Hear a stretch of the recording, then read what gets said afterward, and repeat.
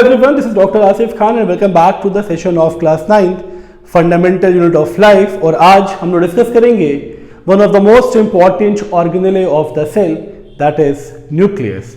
Nucleus जिसको discover किया था रॉबर्ट ब्राउन ने, एंड इसकी इंपॉर्टेंस क्या है। अगर मैं सिर्फ ये कहूं कि आपकी बॉडी में जो भी चेंजेस आते हैं, आपकी हाइट, आपका कॉम्प्लेक्शन, आपके production of enzyme, production of hormone, ये सारा इंफॉर्मेशन न्यूक्लियस के पास ही स्टोर्ड है, तो ये कहना गलत नहीं होगा, क्योंकि न्यूक्लियस वो ऑर्गेनेले है जिसको store house of the genes मानते हैं। और जीन्स का मतलब जानते हैं आप? जीन्स को सेगमेंट ऑफ डीएनए बोलते हैं। जीन्स यानी वो यूनिट जो कैरेक्टर्स को, जो आपके पेरेंट्स के इंफॉर्मेशन को आपके अंदर ट्रांसफर करता है, फिर आपके इंफॉर्मेशन को आपके अपकमिंग जनरेशन में ट्रांसफर करेगा। बात समझ में आ रही है? यानी हमारी बॉडी में जितने भी एंजाइम्स प्रोड्यूस्ड होते हैं, हार्मोन्स प्रोड्यूस्ड होते हैं, प्रोटीन्स प्रोड्यूस्ड होते हैं, या वेरियस अदर कंपोनेंट्स, ये सब कुछ न्यूक्लियस ही रेगुलेट करता है। और वो क्यों करता है? बिकॉज न्यूक्लियस के पास जीन्स प्रेजेंट है, न्यूक्लियस के पास डीएनए प्रेजेंट है, और न्यूक्लियस के पास ही न्यूक्लियोलस की फॉर्म में आरएनए की सिंथेसिस वाला साइट प्रेजेंट है। तो ये जो ऑर्गेनेले है, इट्स अ स्फेरिकल और ओवल शेप्ड ऑर्गेनेले। और नॉर्मली अगर आप किसी भी सेल को ऑब्जर्व करें, मैं नॉर्मली किसी भी सेल की बात कर रहा हूं, but apart from prokaryotic cell, क्योंकि प्रोकैरियोटिक सेल में सिर्फ ट्रू न्यूक्लियस नहीं है, बट वो जो जीन्स वाला पोर्शन है ना, क्रोमोसोम्स, वो प्रेजेंट है वहां पे। ये हम लोग डिस्कस कर चुके हैं। प्रोकैरियोटिक एंड यूकैरियोटिक सेल का डिफरेंशिएशन लिंक डिस्क्रिप्शन बॉक्स में अवेलेबल है। सो इस सेल में, चाहे ये प्लांट हो या एनिमल हो या बॉडी का कोई भी सेल हो, आप किसी भी सेल को जब फर्स्ट टाइम ड्रॉ करते हो, और ये एक्चुअली यंग सेल्स में होता भी है कि nucleus mainly occupies central position.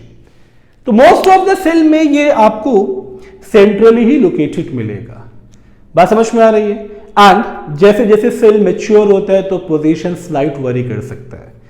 But important क्या है, अब एक और इंपॉर्टेंट चीज जो इसी पे बेस्ड है, कि जब भी हम सेल ड्रॉ करते हैं तो नॉर्मली हम एक ही न्यूक्लियस ड्रॉ करते हैं, क्योंकि majority of cell consist of single nucleus, but there are certain cells which consist of 2 और मोर न्यूक्लियस। बात समझ में आ रही है ना? तो वो ऑर्गेनेले जो स्फेरिकल या ओवल शेप्ड स्ट्रक्चर है, जो सेंट्रली लोकेटेड है, जो मेजॉरिटी ऑफ सेल में सिंगल है बट कुछ सेल्स में 2 और मोर है, उस ऑर्गेनेले की इंपॉर्टेंस क्या है, ये तो हम लोग अभी स्ट्रक्चर में समझेंगे। तो ये पॉइंट्स आपको समझ में आ गया ना, कि इट्स अ डेंस स्फेरिकल और oval structure, oval organelle, young cell में it occupies a central position, and yes it is found in all cells except RBC and platelets, क्योंकि आरबीसी में the maximum portion is occupied by haemoglobin, और haemoglobin वहां almost सारे function perform करता है। तो it is absent in RBC and platelets. अब ये भी चीज हम लोग डिस्कस कर चुके हैं कि normally each cell has a single nucleus, but some cells have 2 और more nuclei. Your skeletal muscle cells have 2 nuclei. Similarly, your bone cell, osteoclast, ये आपका बोन सेल है, ओके, और ये आपका मसल सेल्स है। इसमें नंबर ऑफ न्यूक्लियस 1 से ज्यादा है। अब स्ट्रक्चर ऑफ न्यूक्लियस, जो इस डायग्राम के थ्रू बहुत इजीली समझा जा सकता है। अब न्यूक्लियस को अगर आप ध्यान से देखें तो it's a double membrane bound organelles. तो ये हो गया न्यूक्लियस का membrane, which is also known as nuclear envelope। ठीक, अब इस मेम्ब्रेन में सबसे इंपॉर्टेंट चीज जो आपको नोटिस करनी है, मेम्ब्रेन में गैप्स प्रेजेंट है ना, इस गैप को न्यूक्लियर पोर बोलते हैं। एक्चुअली इस गैप का इंपॉर्टेंट रोल क्या है? न्यूक्लियस के सब्सटेंसेस का साइटोप्लाज्म से एक्सचेंज, क्योंकि आउटर साइड पे साइटोप्लाज्म इज देयर, ओके, चीज तो पता है ना, इसमें साइटोप्लाज्म है बाहर की तरफ। सिमिलरली न्यूक्लियस और साइटोप्लाज्म का जो एक्सचेंज है, साइटोप्लाज्म अपना कंटेंट न्यूक्लियस को दे सकता है, न्यूक्लियस अपना कंटेंट सेल को दे सकता है, वो एक्सचेंज प्रोसेस इस न्यूक्लियर पोर के थ्रू होता है। बात समझ में आ रही है? और इस आउटर मेम्ब्रेन पे अगर आप बहुत ध्यान से नोटिस करें तो आउटर मेम्ब्रेन से ही ओरिजिनेट होता है एंडोप्लाज्मिक रेटिकुलम। बात समझ में आ रही है ना? तो externally nuclear membrane, nuclear pore and endoplasmic reticulum, ये बहुत इंपॉर्टेंट है। इंटरनली ये जो फ्लूइड फील्ड है, न्यूक्लियस के बाहर साइटोप्लाज्म और न्यूक्लियस के अंदर जो प्लाज्म, जो फ्लूइड प्रेजेंट है, that fluid is known as nucleoplasm. और इस न्यूक्लियोप्लाज्म की इंपॉर्टेंस क्या है? इसी न्यूक्लियोप्लाज्म में ये थ्रेड लाइक स्ट्रक्चर प्रेजेंट है जिसे क्रोमैटिन बोला जाता है, जो कंडेंस्ड होके क्रोमोसोम्स बनते हैं। ओके, तो इसी क्रोमैटिन पे जीन्स भी प्रेजेंट होते हैं। तो क्रोमैटिन जिसको स्टोर हाउस ऑफ जीन्स माना जाता है, ये भी चीज clear.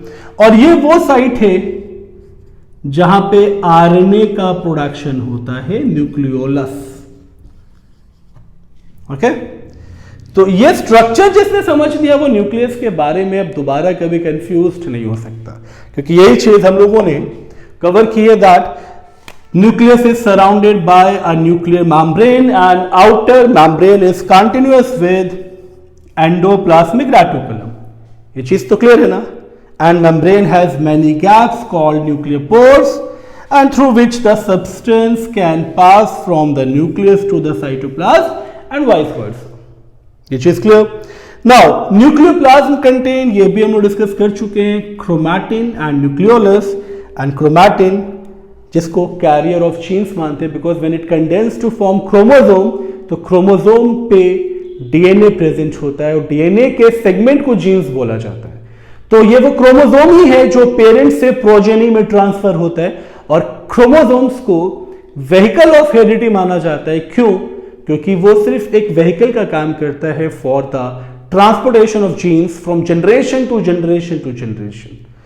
So that's why chromatin is very important, and nucleolus they are rich in RNA, and RNA जब ब्रेक होता है तो राइबोसोम्स बनता है। तो ये अंडरस्टूड है, यहाँ पे प्रोटीन की सिंथेसिस भी होगी।